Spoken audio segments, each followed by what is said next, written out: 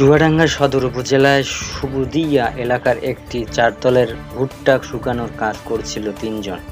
গতকাল শুক্রবার দুপুরে তীব্র রোদের মধ্যেই তারা মাথায় গামছা বেঁধে এই কাজ করছিল।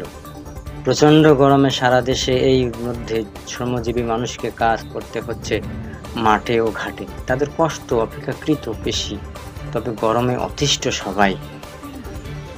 যে চুয়াডাঙ্গার কথা দিয়ে প্রতিবেদন শুরু হলো, গতকাল সেখানেই দেশের সর্বোচ্চ তাপমাত্রা রেকর্ড করা হয় 41.5 ডিগ্রি সেলসিয়াস।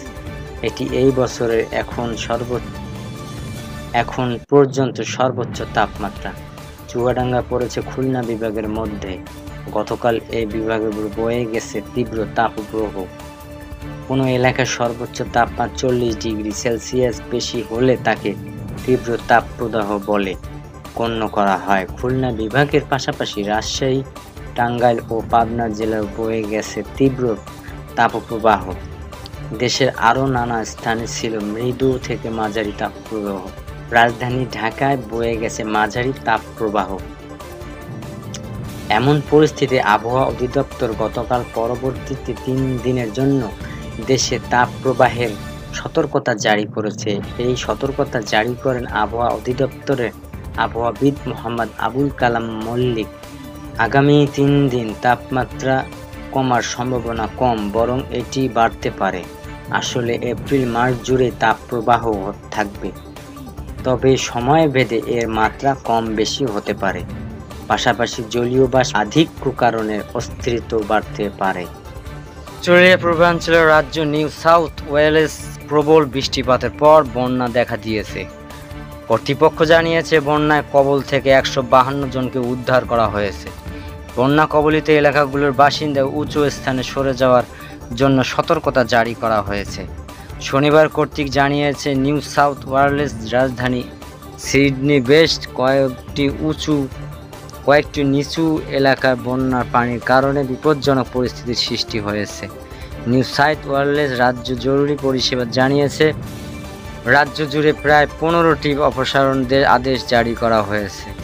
টেলিভিশনে সম্প্রচারে এক গণমাধ্যম সম্মেলনে রাজ্যটির মুখ্যমন্ত্রী ক্রিস মিন্স বলেছেন, কিছু নদীতে বন্যার পানির স্তর অবনত বৃদ্ধি পাচ্ছে, বিশেষ করে সিডনির পশ্চিমাংশের নদীগুলোতে।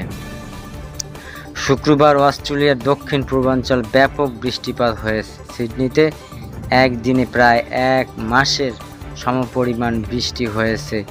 পরিস্থিতির কারণে স্থায়ী বাসিন্দাদের ভ্রমণ এড়িয়ে যেতে এই ঘরের ভিতরে অবস্থান করার পরামর্শ দেওয়া হয়েছে।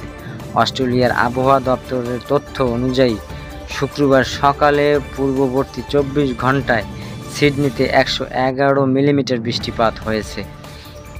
এখানে পুরো এপ্রিল-মার্চ জুড়ে সাধারণত গড়ে 121.5 মিলিমিটার বৃষ্টিপাত হয়। ইসরায়েলের ইরানের হামলার পর তৈরি হওয়া উত্তেজনাকে কেন্দ্র করে মধ্যপ্রাচ্যের পরিবর্তিত পরিস্থিতির উপর নজর রাখতে মন্ত্রীদের নির্দেশ দিয়েছেন প্রধানমন্ত্রী শেখ হাসিনা। বুধবার মন্ত্রিসভার বৈঠক শেষে মন্ত্রিপরিষদ সচিব মাহবুব হোসেন বলেন, প্রধানমন্ত্রী নিজেও পরিস্থিতি নিয়মিত পর্যালোচনা করছেন। এপ্রিলের শুরুতে সিরিয়ার রাজধানী দামেস্কে ইরানের কনস্যুলেটের বিমান হামলা চালিয়ে ইরানের বেশ কয়েকজন কর্মকর্তাকে হত্যা করা হয়েছে, যার জন্য ইসরায়েলকে দায়ী করেছে ইরান। এর প্রতিবেশী দেশ হিসেবে গত শনিবার রাতে ইসরায়েলের ভূখণ্ডে 3 শতাধিক ড্রোন ও ক্ষেপণাস্ত্র হামলা চালায় ইরান। এই ঘটনায় ইরাক ও জর্ডান সহ মধ্যপ্রাচ্যের বেশ কয়েকটি দেশ একদিনের জন্য বাণিজ্যিক বিমান চলাচল বন্ধ ছিল। এই ঘটনায় মধ্যপ্রাচ্যের আঞ্চলিক যুদ্ধের রূপ নেয় কিনা বিশ্লেষকরা সেই আশঙ্কা করেছে। মধ্যপ্রাচ্যের বিশ্বের অন্যতম প্রধান তেল ও গ্যাসের যোগানদাতা অঞ্চল। মন্ত্রিপরিষদ সচিব মাহবুব হোসেন বলেন, মিডল ইস্টে এখন পরিস্থিতি তৈরি হচ্ছে, সেদিকে নজর রাখার সবগুলো মন্ত্রণালয়কে বলেছেন প্রধানমন্ত্রী। সম্ভাব্য রিয়াকশন কী হতে পারে সেই বিষয়ে প্রস্তুতি নিতে বলেছেন। সাংঘাতিক দীর্ঘমেয়াদী হলে সেটা মোকাবেলা কিভাবে করা হবে সেই জন্য প্রস্তুতি নিতে বলেছেন।